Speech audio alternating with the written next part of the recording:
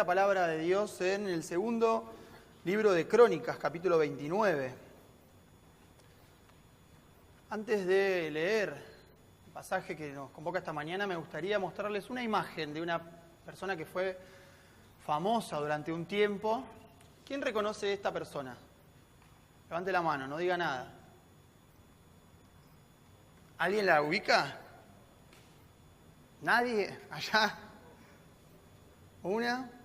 Esteban, vos levantaste la mano. ¿Nadie más? Y hay otros. Con timidez, como si fuera alguien prohibido, levantan la mano. Yo les voy a decir un nombre, a ver si lo ubican. Marie Kondo.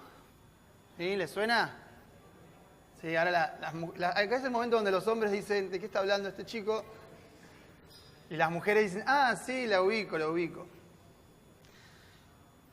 Es una señora, una mujer joven, que fue furor hace un par de años, ¿no? Y de repente pasó de no conocerla a nadie, todo el mundo hablaba de ella. De repente, si te encontraban ordenando un poco tus cosas, te decían, ¿qué te pasa, Marie Kondo? ¿No? Y de repente después como que pasó a otra vez a un plano de segundo plano, donde ya nadie supo muy bien de ella. Es una especie, vamos a poner entre comillas, de gurú japonesa de la limpieza y el orden, ¿no? Y toda esta cosa de tener todo ordenado y de dividir las cosas que tiene uno en su casa, cómo ordenarlas. Se hizo muy famosa, ganó muchos millones de dólares, ¿no? Tuvo una serie en Netflix, sacó varios libros. Y todo el mundo hablaba de repente del método que ella tenía. El tema es que después pasó de golpe a la nada, quedó medio como en el olvido, o el furor por esta mujer desapareció. Y hace poco leí una entrevista donde ella decía, ¿no? Para los fanáticos de Marie Kondo tengo una mala noticia, donde ella lo que dice es que claudicó en su tarea del orden y la limpieza absoluta. Y ella lo que dice en el momento donde fue madre por tercera vez, lógicamente, madre de 3 hijos, con un bebé recién nacido, dijo: hasta ahora yo era una limpiadora profesional, así que hacía todo lo posible para mantener mi casa ordenada en todo momento, pero he terminado dándome por vencida. Ahora me doy cuenta de que lo que es importante para mí es disfrutar el tiempo con mis hijos en casa, ¿no? Y entonces fue como el bastión del orden y la limpieza absoluta había caído, ¿no? Y había sido derrotado. Para aquellos que no son tan fanáticos del orden, bueno, dicen, bien, no era tan fácil como querías hacerme creer, pero me llamó la atención como ella, bueno, es una exponente un poco, por así decirlo, del orden, de la limpieza, de mantener todo. Hoy vamos a hablar de un rey, ya podemos sacar a Marie Kondo de ahí, vamos a hablar de un rey que fue el rey Ezequías, y que tiene que ver con un poco todo este tema del orden, pero no el orden a nivel de nuestras cosas personales, sino el orden con nuestra vida interior, con nuestra vida espiritual. Fue un rey que llegó a acceder al trono en un momento donde el reino estaba dividido. Estaba por un lado el reino del norte, el reino de Israel, y por el otro lado el reino del sur, el reino de Judá. Y él llega a reinar en el reino del sur después de una etapa muy mala en la vida espiritual de ese pueblo. Y lo que llega a hacer el rey Ezequías es a poner en orden todo lo que estaba desordenado, ¿no? Yo tomé 3 puntos, un poco de su historia o del comienzo de su historia, que me parecen interesantes para reflexionar esta mañana. El primero de ellos es el análisis que Ezequías hace de la situación en la que está el reino de Judá, el reino del sur, al que él tiene que llegar a reinar, ¿no? Lo primero que sabemos de él en el primer versículo del capítulo 29 de Segunda Crónicas es que dice que comenzó a reinar siendo de 25 años y reinó 29 años en Jerusalén. El nombre de su madre fue Abías, hija de Zacarías, e hizo lo recto ante los ojos de Jehová, conforme a todas las cosas que había hecho David su padre. Todo esto está contado tan solo en el primer versículo. Dejemos la Biblia ahí abierta, que vamos a seguir leyendo un poco más de su historia más adelante. Y lo que me parece interesante es cómo él hace un análisis de lo que había quedado en el reino. Él va a suceder a quien fue su padre, el rey Acaz. Fue un rey malo, de alguna manera hizo lo malo ante los ojos de Dios, y él llega con un reino que estaba completamente desordenado en el aspecto religioso y espiritual. Hay 2 factores claves a los que Ezequías atiende, ¿no? En este análisis que él hace de la situación en la que se encontraba el reino. El primero es el legado de su padre, que fue el rey Acaz, ¿no? Que es el antecesor, el rey que antes de que él estuvo reinando en el reino del sur. Fue un mal rey, decíamos recién, completamente entregado a la idolatría. Dice textualmente la palabra de Dios que hizo lo malo ante los ojos de Dios. Y lo que me parece interesante es que Acaz reinó durante 16 años. Si uno saca las cuentas, Ezequías comenzó a reinar a los 25. Todo su periodo formativo de Ezequías, su crecimiento, la adolescencia, toda esa etapa tan importante para la vida de toda persona, creció viendo lo mal rey que fue su padre. Creció viendo la maldad de su padre como rey. Y de alguna manera tuvo esa mala influencia en su etapa de formación. El segundo factor que atiende Ezequías para hacer este análisis de su situación es el triste ejemplo que dejaba el reino vecino, que era el reino de Israel, el reino del norte. Como decíamos, estaba el reino dividido, el reino de Israel estaba dividido en dos. Ezequías le tocaba en la parte del sur y el reino del norte estaba en plena decadencia. Esto también fue para Ezequías una valiosa lección en su vida. Cuando él llega al trono del reino del sur, el reino del norte estaba en plena caída, ¿no?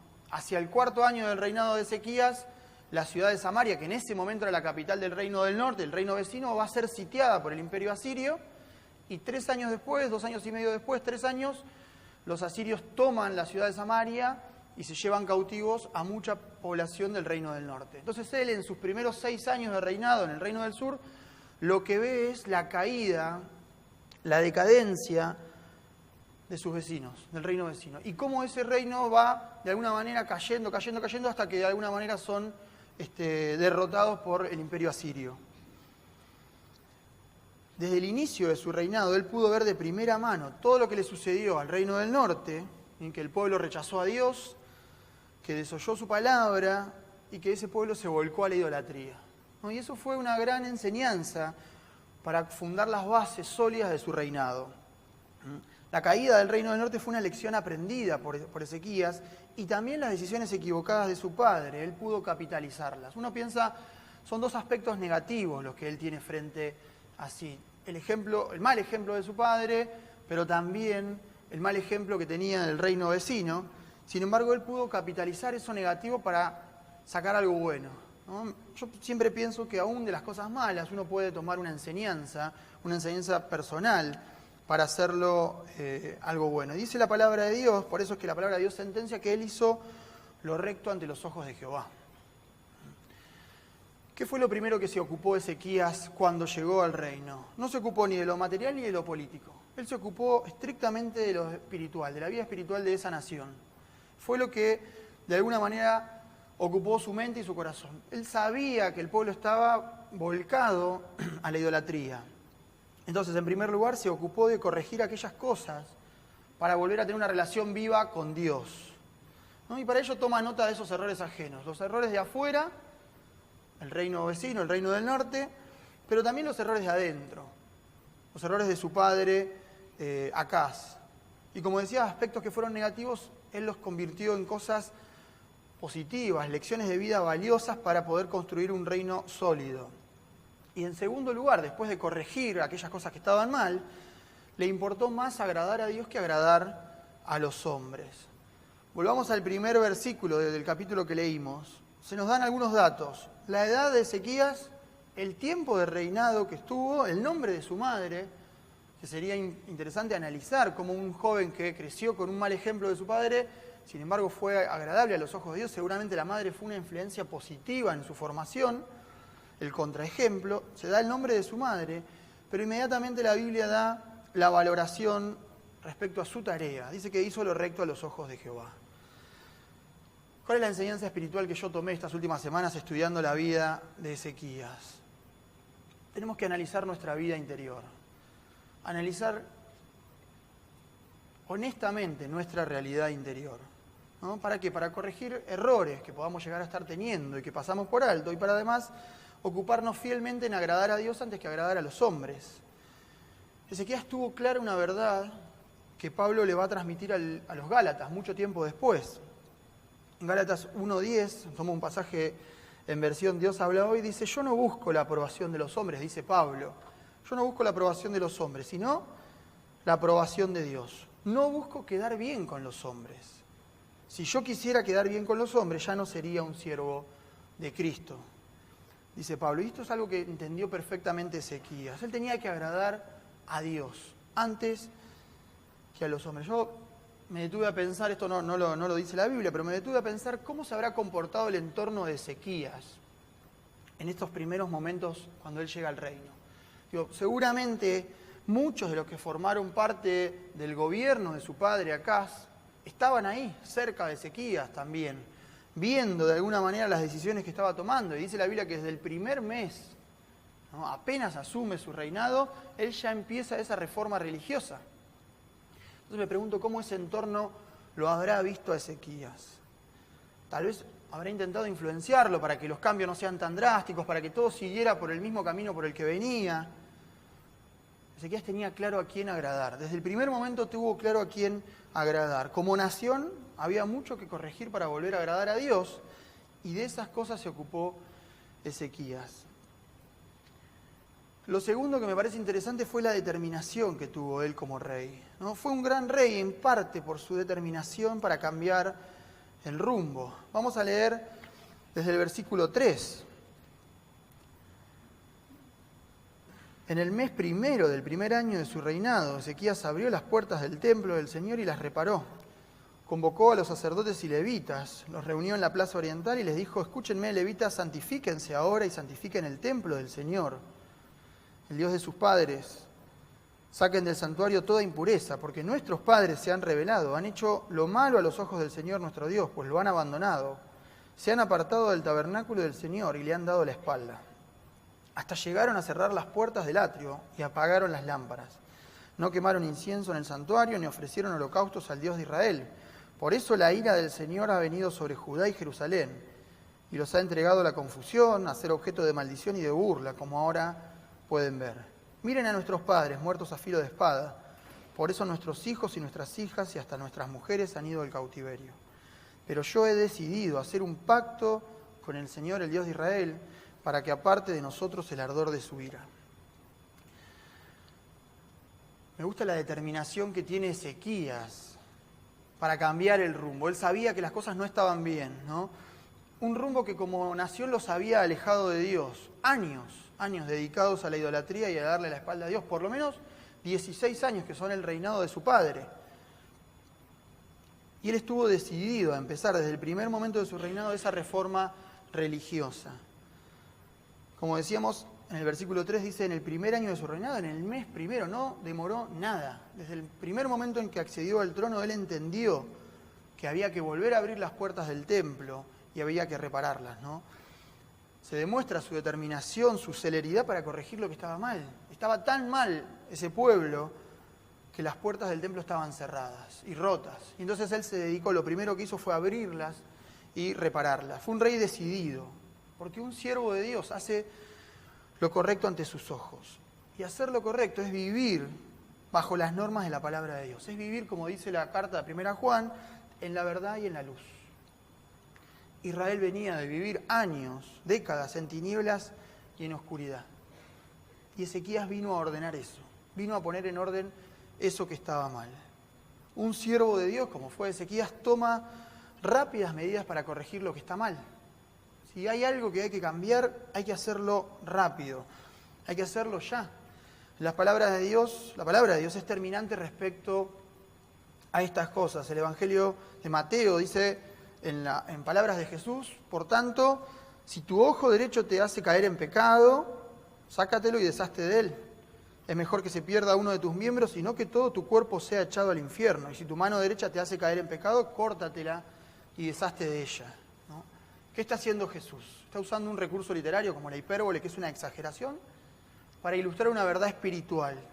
Es necesaria la toma de medidas drásticas para evitar o para cortar un pecado, para eliminar radicalmente de nuestra vida cualquier cosa, por más valiosa que sea. El Señor utiliza la imagen del ojo, del brazo, cualquier cosa, por más valiosa que sea, que nos aleje de Dios y que nos haga pecar. Y lo que está haciendo Jesús, decimos, es una exageración, no está haciendo un llamado literal a la automutilación física, sino más bien es un ajuste de vida espiritual para volver a Dios antes que sea tarde. Y esto es lo que aplica en este momento Ezequías. Un llamado de atención a toda la nación para decir hay que volver a Dios. Todo lo que se hizo mal hasta ahora hay que cambiarlo. Ezequías muestra decisión para tomar medidas rápidas. Y entonces va a convocar a los sacerdotes, a los levitas, para recomponer la vida espiritual de su pueblo. Él no se mete donde no se tiene que meter. Eso era responsabilidad de los sacerdotes. Ellos eran los responsables de ordenar la vida religiosa del reino. Y entonces los llama, los convoca y les dice, saquen toda la impureza del templo. Límpienlo. ¿No? Y lo que está haciendo es exponer toda la desolación en la que se hallaba la religión en el reino de Judá, en el reino del sur. Él va a mencionar, dice, nuestros padres, la otra generación, ha hecho lo malo a los ojos de nuestro Señor Dios porque lo han abandonado, se han apartado del tabernáculo del Señor y le han dado la espalda. Y aunque menciona el tabernáculo, que era la tienda construida por Israel en el desierto, lo que él está refiriéndose es al templo de Dios, el templo de Salomón, ¿no? Que era el lugar donde se representaba la presencia de Dios. Y lo que él está diciendo es que ese lugar ya ha sido olvidado por ustedes. La decadencia del estado espiritual del pueblo se reflejaba en el abandono de la asistencia al templo. Ya ese pueblo ni siquiera iba. Y eso llevó a que el rey Acaz cierre las puertas. Primero lo convierta en un lugar de culto a la idolatría y que después termine cerrando las puertas del templo. Cuando el fervor religioso por Dios es alto, ¿no? El pueblo de Dios va a la iglesia. Y Ezequías lo que se está dando cuenta en este momento es que en el pasado cercano el pueblo había dejado de asistir al templo. Había abandonado ir al templo. Y él está convencido de lo que representa el templo. Está convencido de lo que significa para aquel que cree en Dios, para todo aquel que cree en Dios. Por eso lo primero que hace es reparar y abrir las puertas del templo. Y más adelante, si usted continúa la lectura en los capítulos siguientes, después de que el templo sea limpiado, él va a convocar a que toda la gente vuelva a asistir al templo y va a preparar todo para que después de algunos años pueda celebrarse la Pascua en el templo. Está recomponiendo el orden religioso que ese pueblo había perdido. Seguramente usted recuerda lo que dice el autor de la carta a los Hebreos acerca de la importancia significativa de asistir con regularidad a la iglesia. Él dice, no dejemos de congregarnos como es la costumbre de algunos, sino animémonos unos a otros, y con más razón ahora que vemos que aquel día se acerca. Está haciendo referencia a la importancia de asistir, de congregarnos. Ezequías también muestra determinación para hacer un pacto con Dios. En el versículo 10 dice que va a hacer un pacto que también incluye a la nación. Yo he decidido hacer un pacto con el Señor, el Dios de Israel, para que aparte de nosotros el ardor de su ira. Ese pueblo lo había dejado a Dios, lo había abandonado, le había dado la espalda, ¿no? Y la determinación de Ezequías se muestra en la firmeza, en el compromiso y en la perseverancia para alcanzar una meta. ¿Y cuál era la meta? Era volver a ser agradable a los ojos de Dios. Ezequías sabía que había muchas cosas por corregir y su determinación fue clave para que todo ese pueblo vuelva a estar cerca de Dios.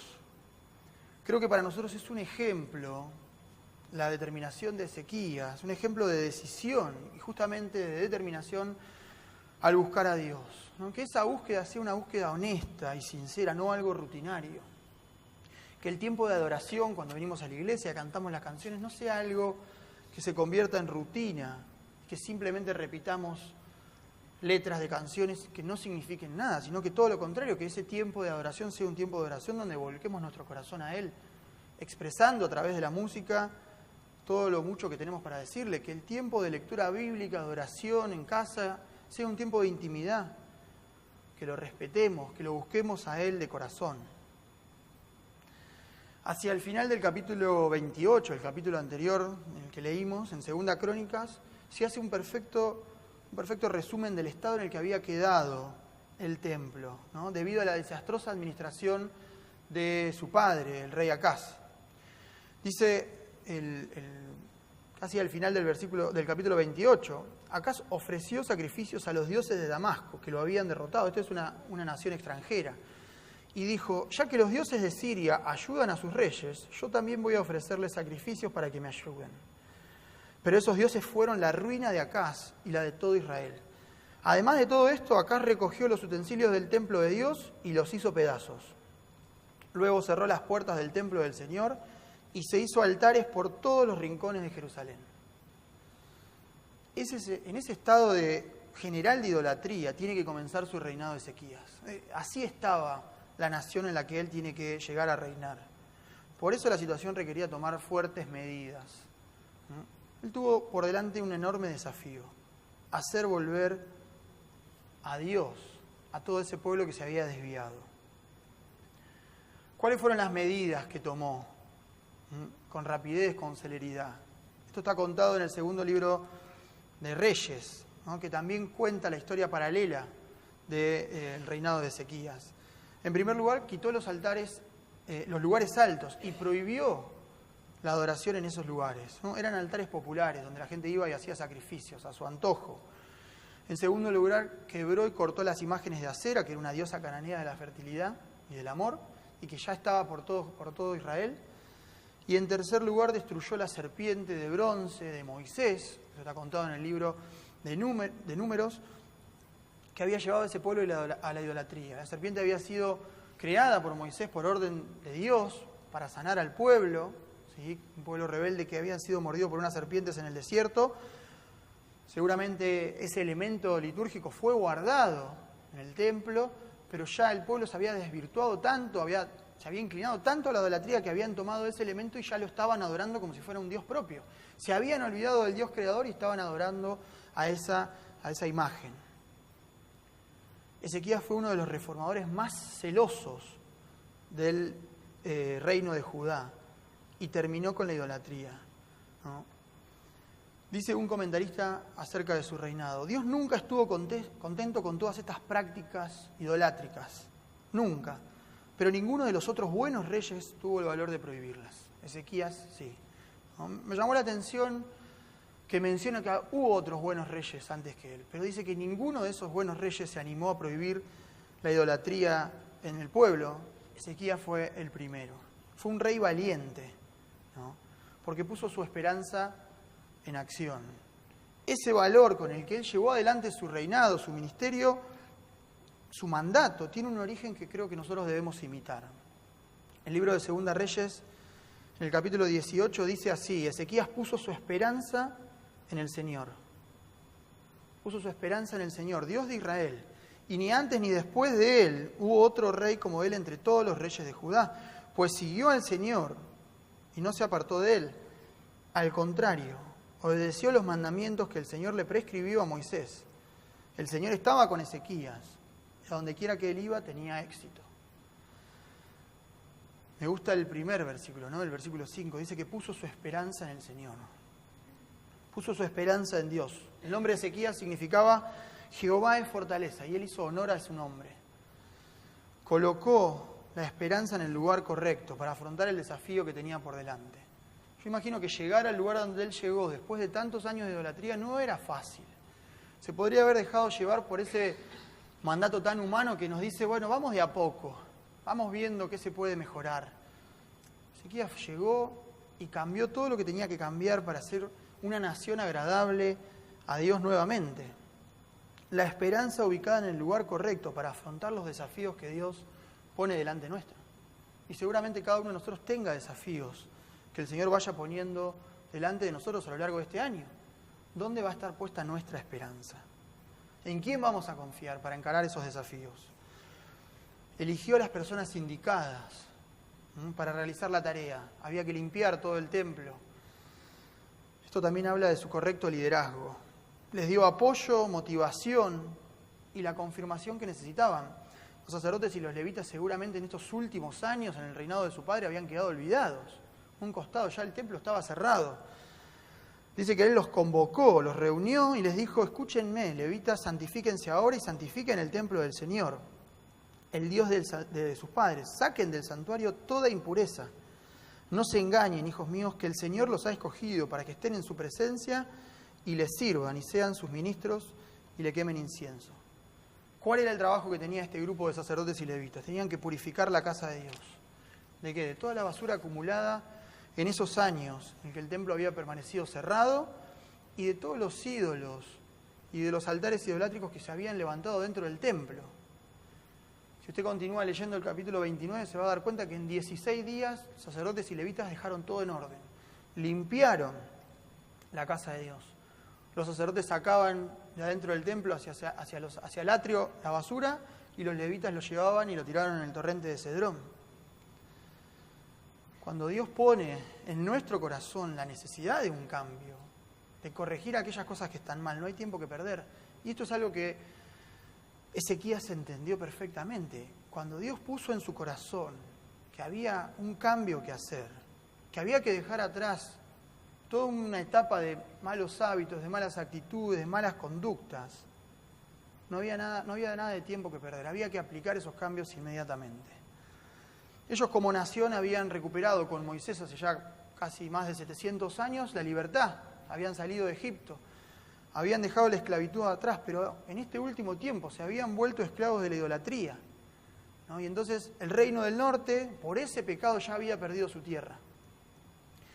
Ezequías llega para cortar a tiempo con todo lo que estaba dominando a su pueblo, para que las consecuencias no sean mayores. ¿Cuál es la maravillosa enseñanza que nos deja el accionar de Ezequías? En primer lugar, analizar nuestra vida interior. En segundo lugar, tener la determinación para buscar a Dios de corazón, buscarlo honestamente. Y en tercer lugar, tomar medidas, accionar con esperanza, confiando en que Dios nos va a estar ayudando y sosteniendo. Hay que analizar nuestra vida interior, hay que tener la determinación de querer hacer un cambio, pero hay que tomar medidas, hay que accionar. Estas últimas semanas que estuve estudiando la vida de Ezequías, y sobre todo esta primera etapa, me detuve a pensar en estas tres cosas, ¿no? Y vino a mi cabeza un pasaje de Pablo que también le dice a los Gálatas respecto a su llamado y a su misión cuando el Señor lo confronta en el camino a Damasco. Y él le va a decir en el libro de los Gálatas, cuando a él, hablando de Dios, le agradó revelar a su Hijo en mí, para que yo lo anunciara entre los no judíos, no me apresuré a consultar con nadie. Dice la versión Reina Valera contemporánea. Y la versión 60, un pasaje más conocido, dice, no consulté ni con carne ni con sangre. Dice la palabra de Dios que Pablo se retiró a meditar y a reflexionar, ¿no? Y que se fue algunos años a Arabia, salió de todo ministerio público y estuvo un tiempo, algunos años, meditando y reflexionando. Y después le va a contar esto a los Gálatas. Cuando Dios me llamó, no consulté con nadie, no me apresuré a consultar con nadie. Ahora, uno piensa, la conversión de Pablo fue tremendamente, ¿no? Hubo un vuelco en su vida, de 180 grados. Iba para un lado y cuando el Señor lo encuentra en el camino a Damasco, su vida cambia rotundamente y pasa de ser un perseguidor a ser entonces el apóstol que iba a llevar el evangelio a las personas que no lo conocían y que no eran judías. Pensaba que tendría mucho por reflexionar Pablo en su vida, ¿no? Y no tomó a la ligera ese tiempo de reflexión espiritual. Ese tiempo de analizar nuestra vida espiritual es vital para lograr un cambio. Probablemente esos años donde Pablo se retiró en soledad para pensar todo lo que Jesús le había dicho en el camino a Damasco, todo lo que el Señor le reveló en su soledad, le sirvió para ser quien fue después, algunos años más tarde. Me parece interesante no tomarnos a la ligera el tiempo de reflexión espiritual. Cuando Dios pone algo en nuestro corazón, cuando Dios pone algo, una inquietud, algo por corregir y por cambiar, que no sea algo que se vaya enseguida de nuestro corazón. Cuando el Señor nos llama a mirar hacia adentro para producir cambios en nuestra vida, tomarnos ese tiempo prudente para escuchar la voz de Dios. Estas últimas semanas estudiando la vida de Ezequías, me hice algunas preguntas que quiero compartir con ustedes para terminar esta mañana. Me preguntaba mismo, ¿analizo lo suficiente mi situación personal, mi vida espiritual a los ojos de Dios? ¿He analizado quién soy delante de Dios en soledad? ¿Cómo está mi vida espiritual a los ojos de Dios? ¿Mis decisiones de vida son agradables a los ojos de Dios? Todas las decisiones que voy tomando día a día, decisiones respecto a los vínculos, a la manera en la que me relaciono con otras personas, decisiones respecto a mi trabajo, la manera en la que encaro mi trabajo, la manera en la que me desarrollo en mi lugar de trabajo, la manera en la que expongo quién soy en mi lugar de trabajo, la manera en la que me relaciono con mi familia, la manera en la que trato a mi familia, mis actitudes, mis hábitos, mis decisiones de vida respecto a todas esas cosas, ¿son agradables a los ojos de Dios? ¿Hay algo en mi vida que tenga que revisar, que tenga que corregir para volver a agradar a Dios? ¿Realmente? A veces son preguntas que llegan a nosotros y que pasan rápidamente y que nos olvidamos.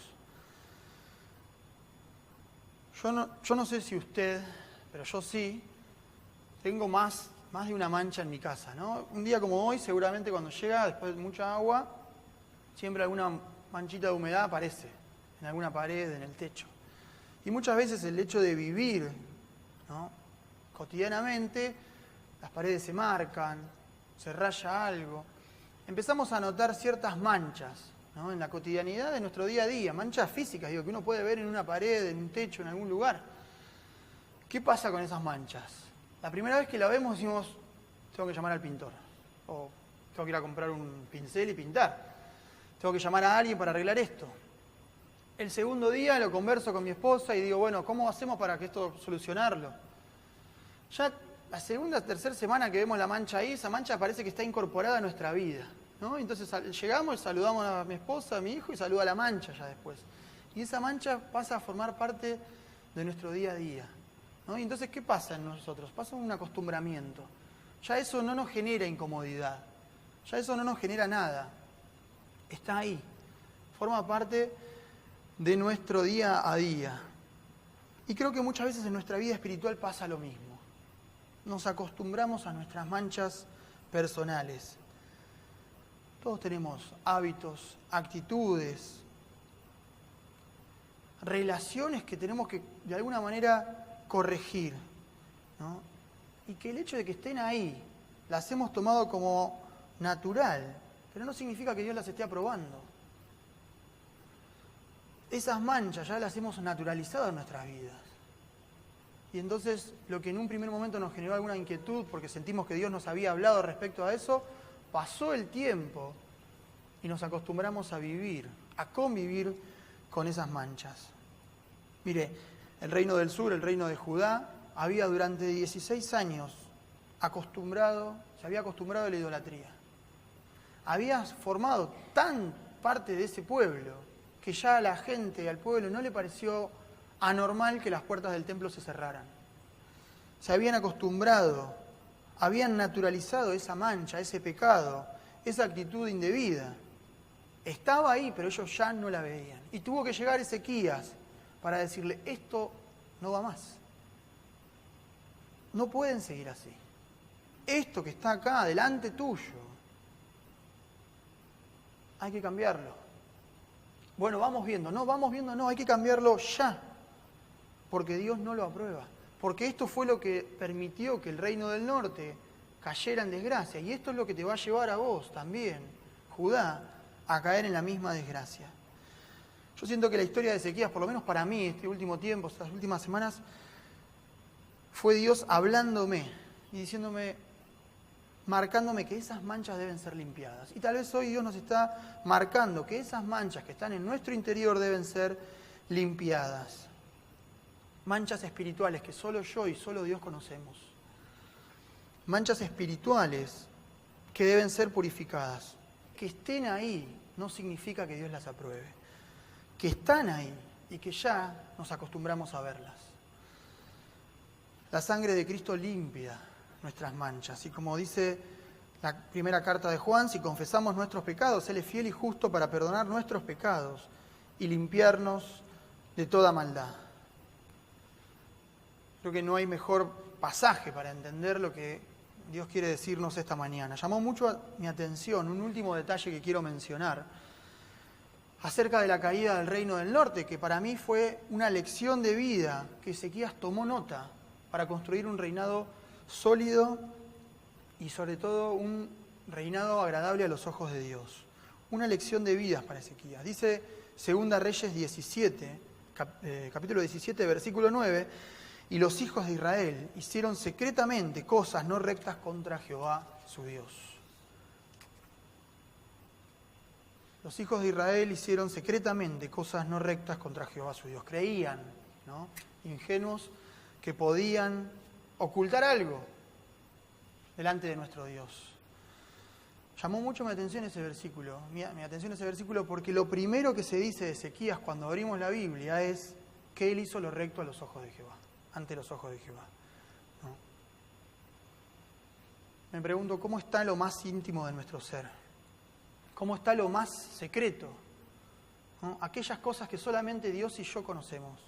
¿Cómo está aquella cámara secreta en nuestro interior que es nuestro corazón? ¿Está siendo agradable ante la mirada de Dios?